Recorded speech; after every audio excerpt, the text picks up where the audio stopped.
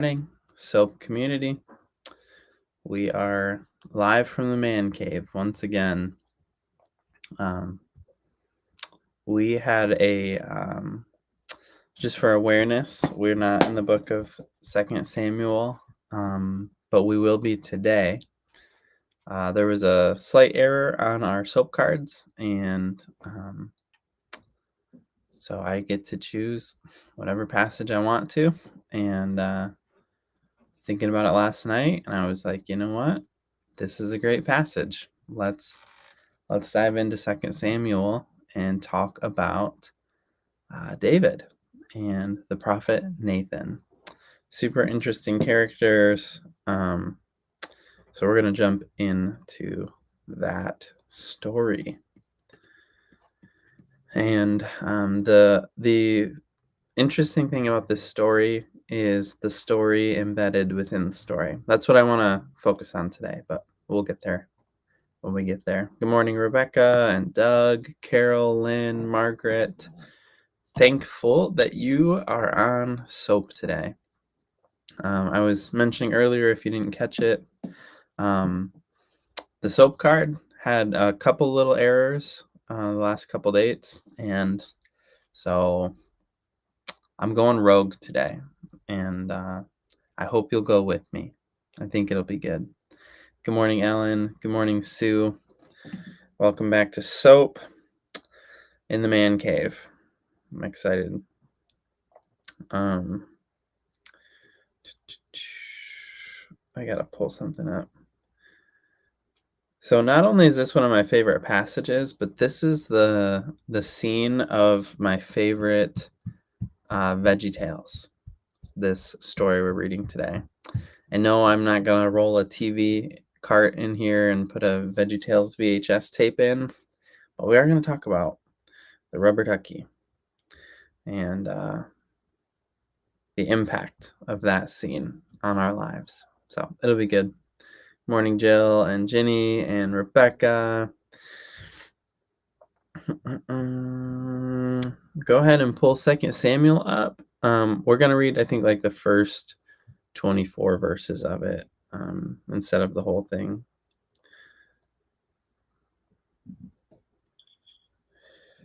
Yes, the I love my duck scene. Iconic. You see here a little King David cucumber or zucchini. I'm not sure.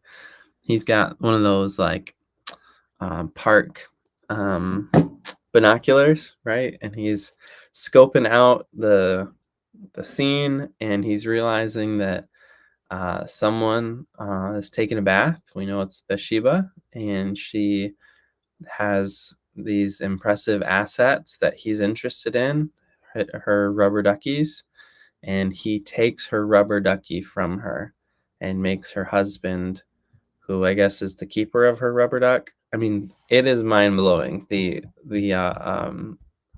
metaphor of the rubber duck in this story. So anyways, we won't dive into the VeggieTales version too much longer, but if you know, you know. That is hilarious that this kids show was like, how do we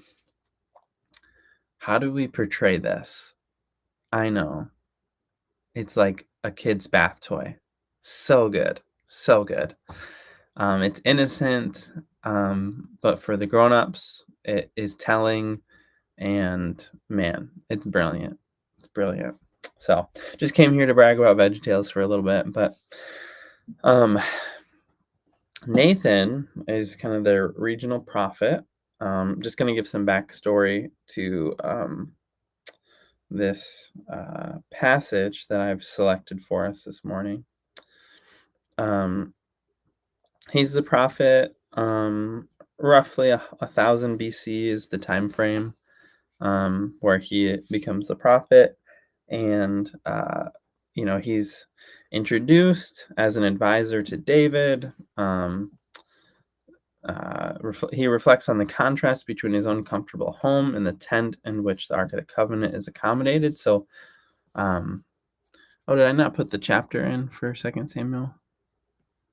We'll be in chapter 12. Yeah, okay, I did. 2 Samuel 7, he gets introduced as someone that David is like he's distraught about the temple not being a thing yet. He's like, the Ark of the Covenant is like in a little tent, and I'm in here sleeping in a big palace. Like, this is wrong. Um, yeah. Rebecca, you went to church with Mike Vischer. He's amazing. People need to know about this. He is still creating really high quality Christian content. His podcast or video podcast is called The Holy Post, and it's phenomenal. That's really interesting. Okay. And then they call that like Nathan's Oracle when they're talking about the Ark of the Covenant. But in this chapter, he does something so fascinating. And we're going to talk about storytelling, and we're going to talk about conviction and how to respond to conviction, and how to change. This is something, the reason I chose this chapter is because it highlights something that I've been thinking about for like 6 or 7 years continually. Maybe not constantly, consciously, but especially since becoming a pastor, it's something I think about a lot. And that is, I'm going to give some more framing context.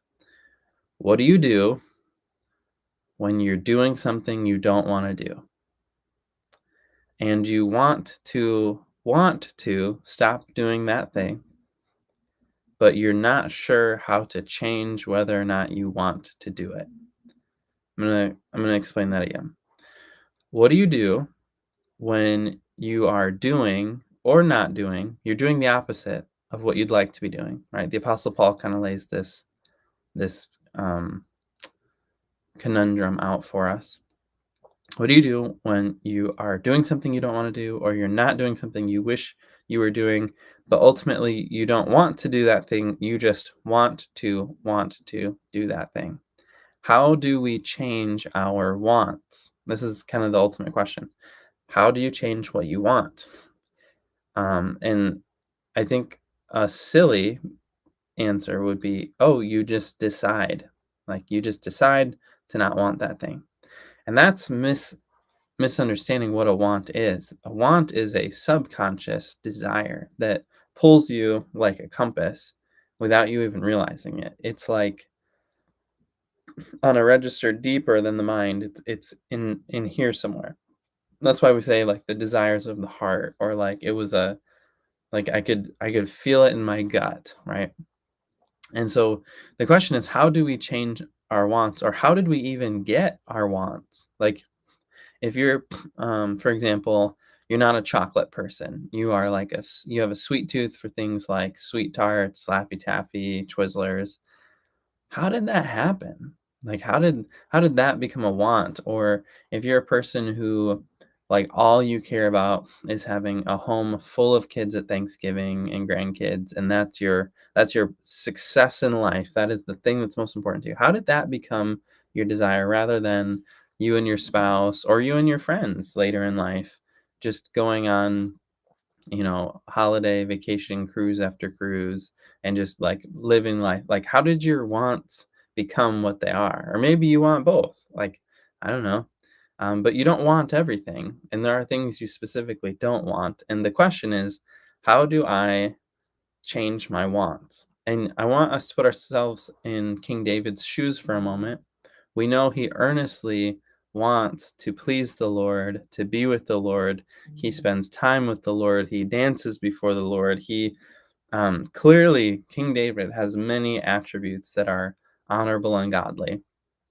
And at some point, while standing on his rooftop overseeing the people, one of his wants sprung up, and that want was to physically be with this woman, Bathsheba. So, his wants became the wants he doesn't want. Does that make sense? And the only way to pull him out of that isn't if someone sat down and said, "Hey, it looks like you're doing this adultery thing. I think you should stop." Something else has to happen for him to do that, because what we probably know is he's probably already gone back and forth with himself and God in his own mind. Hey, this is not who you are. Like, stop it. But then he keeps doing it, and like he needs something underneath to change. And the underneath comes from storytelling, and we'll talk more about that. But let's get into the actual scriptures themselves. If you're just joining us, just a reminder that our soap schedule got a little bit off, and so we have just today's the last day of it, but just choosing a passage that we like. The one that I like is 2 Samuel 12. So here we go, verse 1. Nathan rebukes David. So the Lord sent Nathan the prophet to tell David this story. Notice, at least in the NLT, it's not to tell David off or to tell him to stop or to tell him to change. It's to tell him a story. And this is a fictional story, right? It's a anagogical story, I think of what it's called, but it is a story that is fictional. There were two men in a certain town. One was rich and one was poor. The rich man owned a great many sheep and cattle. So we're getting some details about these fictional people. The poor man owned nothing but one little lamb he had bought. He raised that little lamb and grew it with his children. It ate from the man's own plate. And this is like personal details now. It ate from the man's own plate and drank from his cup. He cuddled it, and now there's physical affection here. He cuddled it in his arms like a baby daughter. Just a little bit strange, but makes more sense in the time frame that we're reading about. One day, a guest arrived at the home of the rich man, but instead of killing an animal from his own flock or herd, he took the poor man's lamb and killed it and prepared it for his guest. Okay, pause before we get to David's reaction. That's verses 1 through 4.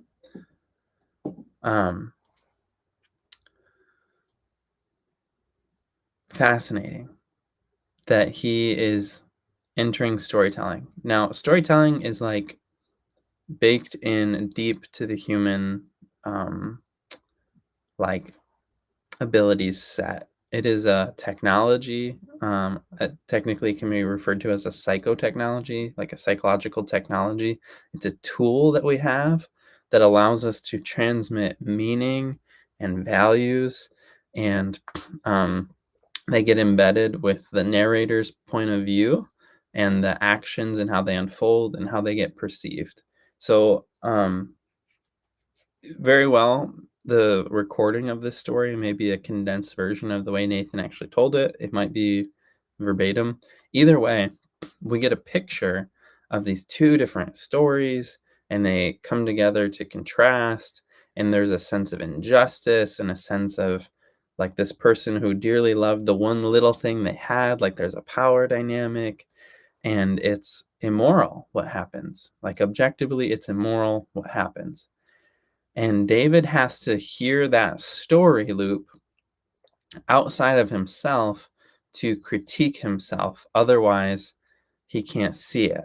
And it's not that he can't see it, it's that he won't allow himself to see it because something he really wants is blinding him towards something good. And so stories transmit the good always. And maybe not accurately. Maybe there's storytelling, and right now in culture, there's storytelling. And I'm not going to bash Disney or Hollywood too much, but there's storytelling that I think is producing partial truths that are nutritionally deficient for humans to consume. So this story confronts him, and he is furious. So we'll continue on, verse 5. David was furious. As surely as the Lord lives, he vowed, any man who would do such a thing deserves to die. He must repay 4 lambs to the poor man for the one he stole and for having no pity. Then the Lord said to David, you are that man. The Lord, the God of Israel, says to you. So now this is a prophetic word, not just a prophetic story, but a direct word. He says, I anointed you king of Israel and saved you from the power of Saul. So he's opening a story loop back to the beginning of his kingship and his relationship with God. The The Lord, the God of Israel, says, I anointed you king of Israel and saved you from the power of Saul. I gave you your master's house and his wives and the kingdoms of Israel and Judah. And if that has not been enough, I would have given you much, much more. That, to me, I think is the hardest blow of the whole confrontation. And if you I would have given you much, much more if that was not enough, which is implying that David was not communicating with God his wants and desires. Why then have you despised the word of the Lord and done this horrible deed? For you have murdered Uriah the Hittite with the sword of the Ammonite and stolen his wife. From this time on, your family will live by the sword because you have despised me by taking Uriah's wife to be your own. This is what the Lord says. He continues the rebuke. Because of what you have done, I will cause your household to rebel against you. I will give your wives to another man before your very eyes, and he will go to bed with them in public view. He's playing with your rubber duck in the streets. That's a VeggieTales reference if you are just joining us. I figured I would clarify that. Verse 12, you did it secretly, but I will make this happen to you openly in the sight of all Israel. Okay, so there's consequences. To me, and if you had wanted more, I would have given you much, much more, echoes back to the garden. There is like, I gave you everything you could have wanted. Why did you betray me? And that is such a crushing blow. It's like a kid who steals food from his parents, home, and he gets caught and arrested, and the parents are like, we would have sent you groceries. Like, what are you doing? It hurts. It hurts. The story hurts your heart. But the thing that I love the most is verse 13. We'll see he is immediately repentant. Like, it breaks his heart. And I attribute that so much, not just to the fact that that's who David really is, but also because it was given to him in a way that was palatable. He wasn't just rebuked. He wasn't just verbally violated by Nathan. He was given an opportunity to suspend the judgment of himself for a moment to understand the story that he's acting out with his own life and actions. And then he could view it from a separate place, could shift his values back into perspective, and then proceed. And I think one of the temptations we have is to go so literal on this story, to go, oh, I have friends in my life who are in sin. Maybe I should tell a story about sheep or rubber ducks, and then they'll wake up to their sin. Let's not forget that this was a divine appointment arranged by God and his prophet, Nathan. But what I think is much more interesting is that storytelling is a God-ordained way to shift the wants of people. And it is a powerful psychotechnology that grabs the heart and the desires of humanity and changes us. And there's all sorts of books. I even just picked up this book. I'm using it as a laptop stand right now, but Deep Change. Like, how does change actually work? Change is like $1 billion industry. It's motivational speakers, it's TED Talks, it's guides, all because we have a hard time changing ourselves, which is so bizarre. It feels like slavery that we are unable to change what we want, think, or do. But storytelling is so dangerous, so powerful, because it changes us subconsciously. So I'm going to give you two examples. One is, I think, a bad example, and one is a good example. The bad example is the the current Disney story archetype.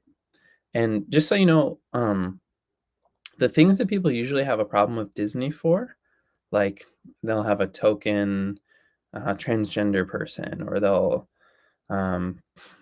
change the race of a character, or I mean, I don't think those things are changing people fundamentally, like on a deep basis to where they're like, "Oh, that's what I want to be now." The the the thing that's actually changing our wants from the Disney story that is currently playing out is um it's a half truth. And it's dangerous. And this is just one that I've observed that's specific. Um, is the story of don't do what people who are wise, older, and love you want you to do. Reject them and do what you truly deep down want to do. You see this in Moana. They're like, stay in the island. And she's like, no, the ocean's calling. It's scary and adventurous, but I need to do it. And that story is so pervasive that even like you right now, if I were to say, yeah, there's a family I'm mentoring where, the daughter really wants to be in trash services. Like she's always wanted to do that as a job. But her parents really like have opened doors to get her into med school and become a nurse or a doctor and have a good paying job. I mean, there's a part of you that's like, no, she needs to do what she wants to do. Like reject what your family is telling you to do and go do what your heart wants. And then a lot of us are like, I don't know, that person might regret the kind of life that gets set up for them when they have a choice right now to go one way or the other.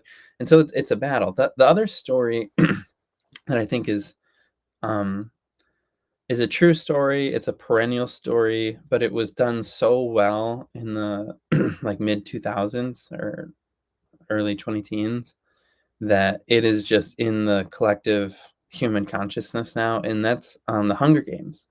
I talk about this a lot, and I feel like people don't really appreciate what the Hunger Games did, but it it tapped in on that deep suspicion we all have that people in power and authority are out to get us or to extract things from us, to take advantage of us, to trick us. And so you've got the story of Katniss Everdeen with a bow, who kind of lives almost like a homestead life in this impoverished district, and they have to like hunt and create their own food because the district doesn't provide for them. And like you see the modern homesteading movement, and you see a total distrust in government officials and new conspiracies in the last decade that are mind blowing and deep state stuff. And I don't want to dive into the woods on that. And like just so you know that there's a tension here. I think a lot of it's crazy, frankly. But then at the same time, there is corruption when there's power, and so if we're suspicious of that, it's probably a good thing. All I'm trying to say is these stories, when you are suspicious of a authority figure in your life, you're not consciously thinking of Katniss Everdeen with her bow. You're not when you're rejecting what people who love you are asking you to do, you're not singing Moana songs in your head. It's in your heart, and that every time you consume a story like this, it just shifts your heart a little bit.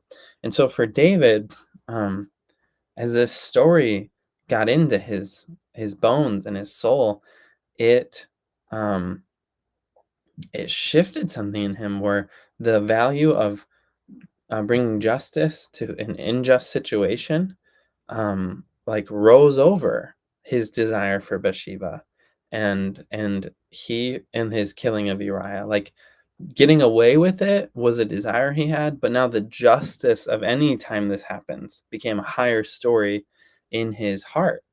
And so I think it's so fascinating the way this passage has a God ordained storytelling prophet that fundamentally changes a man's heart because of the way the story, a fictional story, is portrayed. So it reminds me of the power of stories. It reminds me of the importance of being correctable and teachable, which we haven't even really talked about yet. The fact that David still could have rejected that and denied it and ran away. Like super fascinating story here. And there are consequences, but let's look at verse 13 just to kind of think. Uh, yeah, yeah, that's a good thought, Cheryl. Respect towards elders is important. Definitely trusting the wisdom of others is a good thing. Um, verse 13. Then David confesses to Nathan, "I have sinned against the Lord." Nathan replied, "Yes, but the Lord has forgiven you, and you won't die for this sin." That's comfort, I guess. "Nevertheless, because you have shown utter contempt for the word of the Lord, by doing this, your child will die." Now, this is a chapter that is uncomfortable for us, that there is a God killing a person for retribution thing happening here. And I guess I shouldn't say God killing, but he declares that your child will die. And then after Nathan returned to his home, the Lord, well, here it is. The Lord sent, this is verse 15, a deadly illness to the child of David and Uriah's wife. So the child of David and Bathsheba. David begged God to spare the child. He went without food and lay on the night on the bare ground. The elders of his household pleaded with him to get up and eat with them, but he refused. Then on the seventh day, the child died. David's advisors were afraid to tell him. He wouldn't listen to reason while the child was ill. They said, "What drastic things will he do when we tell him the child is dead?" So they're afraid of his reaction.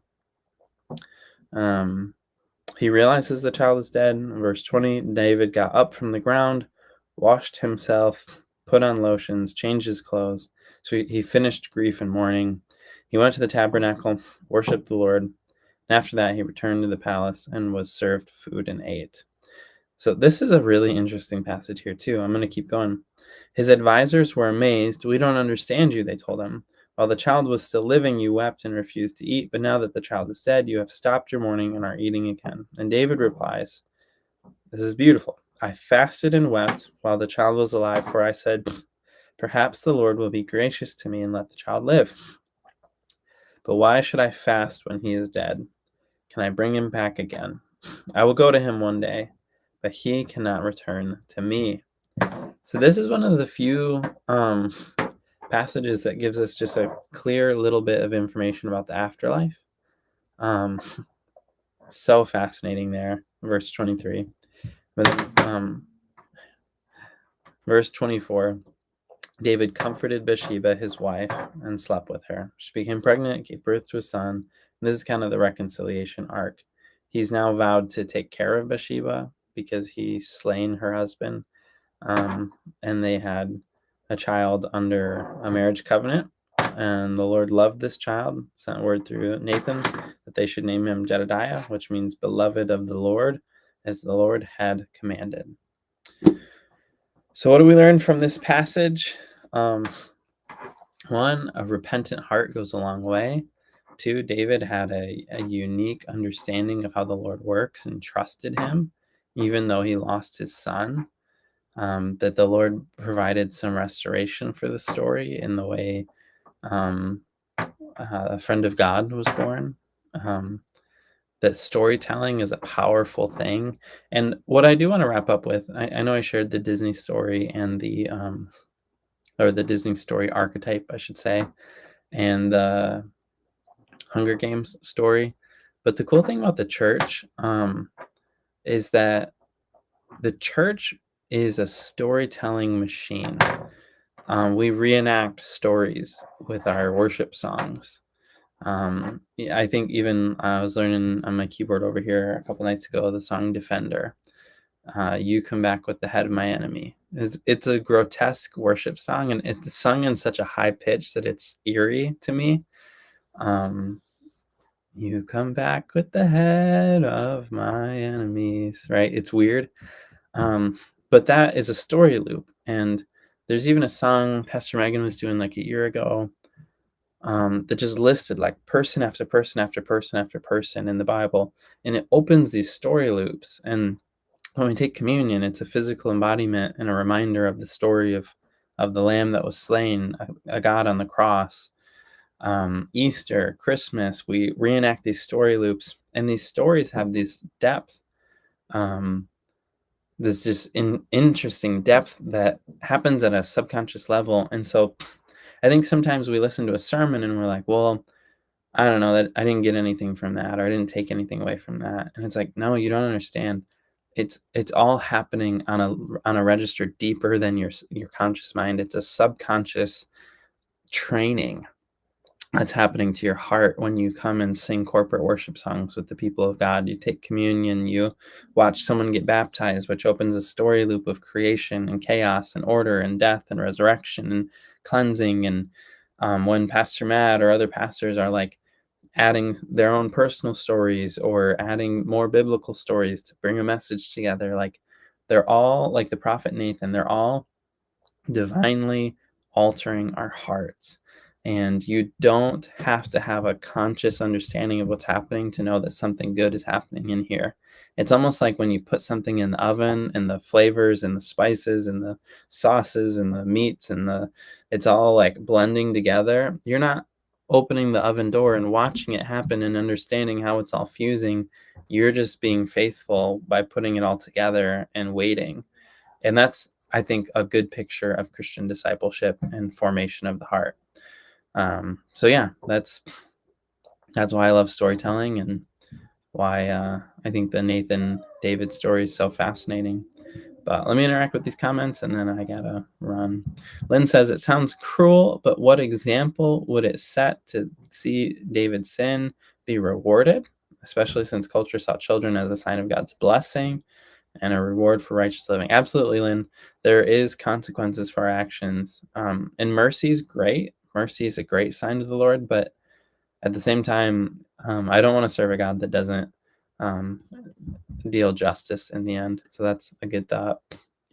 Jenny says, I love that he didn't hate the Lord, got up and went on with the Lord. I agree that there's a trajectory. This didn't set him back and reset him forever. Bad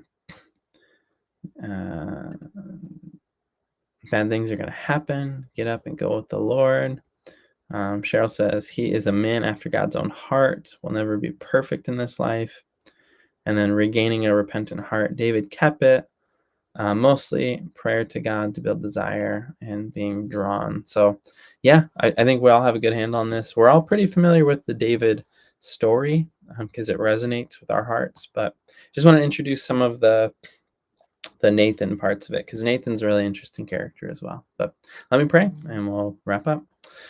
Lord, thank you for our church community and the way we peddle in the stories of God and your things, Lord. May we be a storytelling church. May we be a place where when sin is confronted, we repent. And Lord, just teach us and show us how to be people with soft hearts who are ready to change, to honor the Lord. We love you, and we pray that these scriptures would stick in our hearts in Jesus' name.